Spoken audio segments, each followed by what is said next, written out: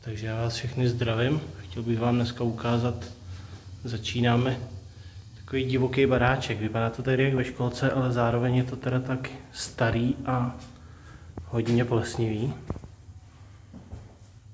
Tady je nějaká kuchyň.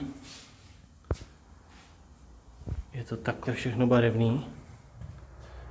Růžové barvičky, zelené barvičky, fialové barvičky. Ještě to vypadá teda fakt hrozně. Špinavý. Tady je plíseň. Loupe se tady omítka.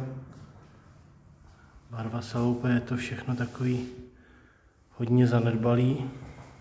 On tady nikdo nebydlel. Je to teďka koupený. Tenhle roh je prostě hrozný, takže, ale nic, s čím bychom si neporadili.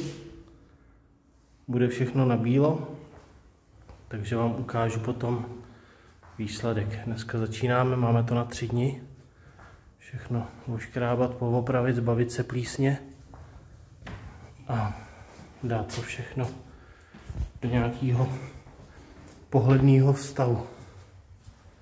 Tady je ještě taková koupelna, modrá divočina. Vypadá to spíš jak prádelna než koupelna,